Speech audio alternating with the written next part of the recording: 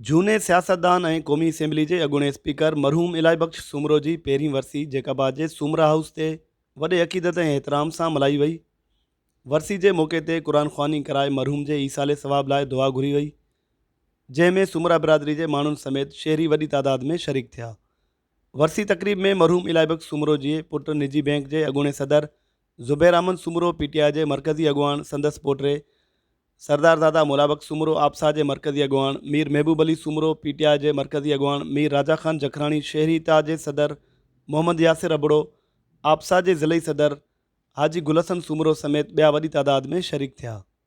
वरसी तक़रीब में शरीक थींदड़ माण्हुनि में नगर न्याज़ पिणु तक़सीम कयो वियो ऐं मरहूम जी ज़िंदगी ते रोशनी पिणु विधी वई।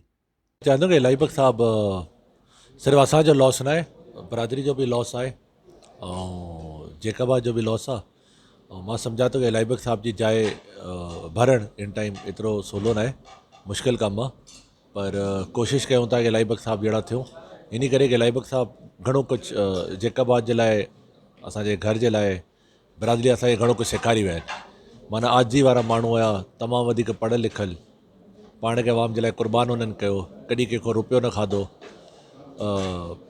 ईमानदार हुया ऐं ठीकु ठाकु पावरफुल सियासतदान हुया। पाकिस्तान भर में उनजो नालो हुयो ऐं मां सम्झा उनजे नाले जे करे बि असांजी इज़त घणी आहे, असांजी माना असांजे घर जी, असांजी बिरादरी जी, असांजे शहर जी। त मां सम्झा थो कि असांखे कमी महसूसु तमामु वधीक थिए थी, ख़ासि करे इलाही बख़्श साहब जे वञण खां पोइ। न, मां नथो सम्झां, असां हिन शहर में न आहियूं कि कोई क़बर खे मज़ार ठाहियूं या दरगाह ठाहियूं, हिन अहिड़ी सोच असांजी न आहे। इलाही बख़्श साहब असां वांगुरु ई हुया, आम माण्हू हुया ऐं बेशक अल्लाह उन्हनि खे इज़त ॾिनी, ताक़तवर सियासतदान हुया, ईमानदार सियासतदान हुया, नाले वारा सियासतदान हुया। त बरसी रखी से मिली करे असांखे वधीक इहो कि ग़रीब माण्हू जेका शहर जा आहिनि हुननि खे असां ख़ैरात करायूं, हुननि जे मथे असां कयूं त वधीक बहितर आहे, बजाए हिन जे के दादा जी बि ईअं ई सोच हूंदी। दादा जी इहा सोच न कि को वॾेरनि खे ख़ुशि करण जी या को अमीरनि खे ख़ुशि करण जी। हिन टाइम मुंहिंजे ख़्याल आहे जेको ग़रीबनि सां गॾु बीठो आहे, ग़रीबनि जे मथे ख़र्च कयो वधीक बहितर आहे। हालात ओड़ा न आहिनि, हालात मां सम्झा थो ग़रीब माण्हू जी वधीक दुआ लॻंदी आहे।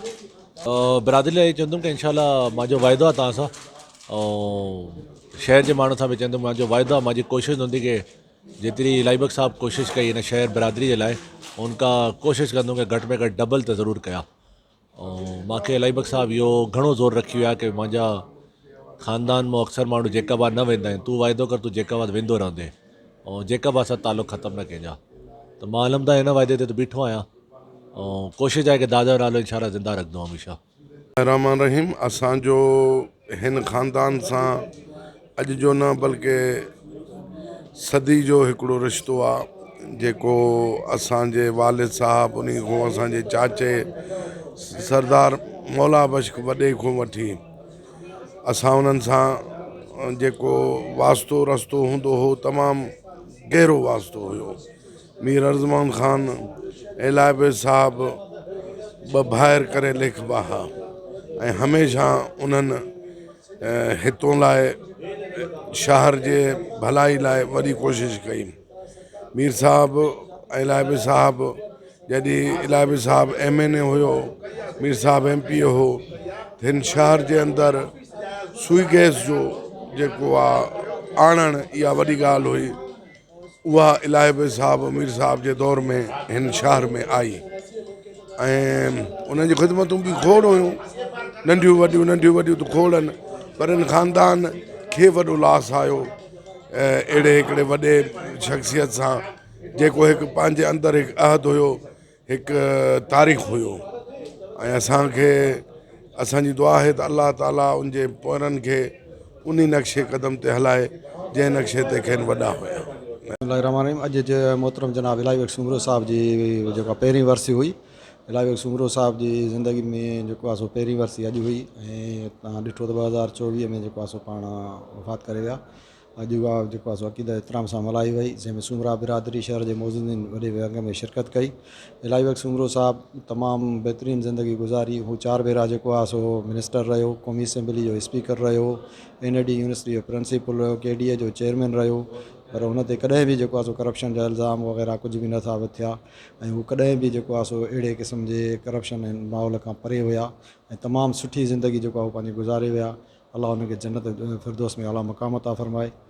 इलाही साहब जेका बि जे लाइ तमामु घणो कमु कया, जन में जेको आहे सो PTCL हुई, उन टाइम जेको आहे सो ग्रेड 266 कराई हुई, ऐं जेका बि जे अवाम खे तमामु जेको आहे सो उन टाइम अमन अमान मिलंदो हुयो जेको अॼु तमामु ख़राबु आहे। ऐं इलाही साहब जे जेको आहे सो अॼु पहिरीं वर्सी अक़ीदो एतिराम सां मल्हाई हुई। बिस्मिल्लाहिर्रहमानिर्रहीम। इलाही साहब जी ज़िंदगी ते ॿ लफ़्ज़ कुझु बि न आहिनि, जेका हुनजी वॾी ज़िंदगी, वॾी जदोजहद रही। एतिरो चई सघंदुमि, हिकु बहादुर, निडर, उसूल परस्त शख़्सियत हुई। ऐं जैकबाद खे हिकिड़ो वॾो लॉस थियो आहे साईं जन जेको आहे न वञण सां। असां कोशिशि कंदासीं, जेका असां इन जे लाइ दुआगो बि आहियूं, जे उन्हनि जी जेका बि पोयां आहिनि, जीअं उनजो पोटो आहे मौला बख़्श साहबरान, मोहनमिया साहबरान, उन्हनि जी लेगेसी खे अॻिते वधाइनि, उनजे मिशन खे अॻिते वधाइनि। बिस्मिल्लाहिर्रहमानिर्रहीम। इलाही साहब हिकिड़ो जेकाबा जे लाइ न, पूरे पाकिस्तान जे लाइ हिकिड़ी शख़्सियत हुयो। उनजो वॾो ख़्यालु आहे हिन टाइम, ऐं बिरादरी जे लाइ उन जेके बि कमु कया सुठा कया। बिरादरी जे लाइ पंहिंजे जे टाइम हो रहंदो हुयो, कंहिं बि कमुकार में बिरादरी सां गॾु हूंदो हुयो। हिन टाइम उनजो वॾो ख़्यालु आहे। असां साईं जन मां उमेद कयूं था उन जे पोयरनि मां इंशाअल्लाह उहो इलाही साहब जो ख़्यालु पूरो कंदा। वॾी